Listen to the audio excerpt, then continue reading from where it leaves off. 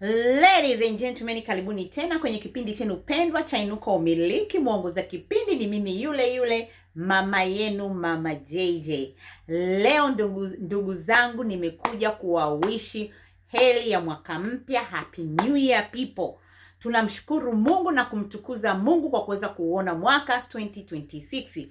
Kuona mwaka 2026 ni neema ya Mungu, kwa sababu sisi sio wazuri sana, au sio kwamba tuna haki sana, bali ni neema ya Mungu imeweza kutuvusha, tumeweza kuona 2026. Kwa sababu kulikuwa kuna wengine walikuwa wema sana, wazuri sana, umeona, lakini hawajaweza kuona 2020, hawajaweza kuona mwaka 2026 na wametangulia mbele za haki.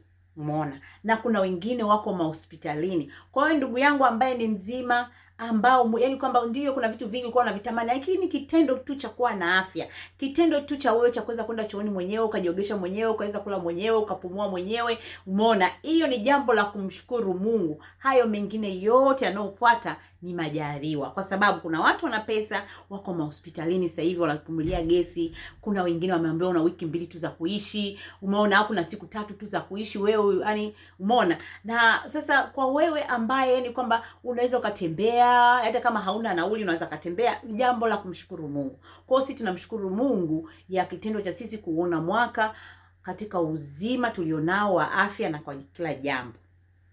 Salamu zangu zingine hizi zimegawanyika katika sehemu mbili. Najua tumetoka katika mwaka 2025 na leo tuko tarehe 1 Januari 2026, ni mwaka mwingine. Kwa hiyo nataka niongee na watu ambao 2025 wamepita kwenye changamoto na majaribu, wakabeba maumivu na machungu, wakashindwa hata kusamehe. Jamani, tumeingia mwaka mwingine 2026, na kuombea we ndugu yangu ambaye umebeba machungu, yani hayo machungu huwezi kusamehe. Mungu akakupe neema ya kusamehe na kuweza kuachilia huo uchungu, kwa sababu kuna vitu vingine mtu yani huwezi kumwambia mtu samehe au samehe tu, akikusimulia hata wewe mwenyewe unasimuliwa huwezi kulibeba ile jambo. Kwa hiyo naomba neema ya Mungu ikapite kwenye moyo wako iweze kutoa uchungu. Neema ya Mungu ikapite kwenye nafsi yako ikaweze kusamehe. Tunasamehe kwa sababu zetu sisi wenyewe, kwa afya zetu. Tunajua uchungu unaletaga maradhi mengi tu. Umeona? Kutosamehe unakuwa umebebelea yule mtu sana aliyokukathirisha. Sasa na kingine kiimani, kwamba kutosamehe inakuwa haifungui baraka zetu, kwa sababu Mungu hapendi watu wenye manunguniko. Kwa sababu kila wakati tunakuwa tunamnungunikia yule mtu, ni kweli amekuumiza, lakini inachotakiwa usamehe ili chapter yako ya 2026 iweze kuwa mpya.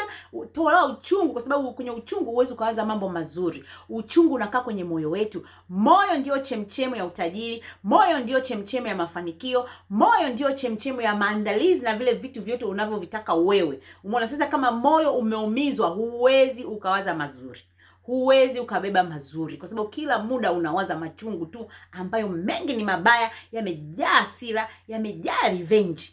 Mungu akakupe hiyo neema ya kukuvusha hapo ulipo. Sikulaumu wala sikublame, lakini Mungu akakupe hiyo neema ulipopita, Mungu aweze kukuwezesha. Na ambaye huwezi kusamehe, Mungu akakupe neema ya kusamehe kwa ajili yako wewe mwenyewe, kwa sababu tunaposamehe tunakuwa tunaganga moyo wetu sisi wenyewe, na tunaposamehe kuna baraka za Mungu ambaye anaje kufungulia milango zetu. Kwa sababu tunasema kwamba kukimbia sana kufanya kazi kwa bidii bila baraka, sometimes unaweza kupiga kazi ukafanya vitu lakini mambo hayaendi. Kwa hiyo tunamtegemea Mungu ili aweze kutupa hizo baraka.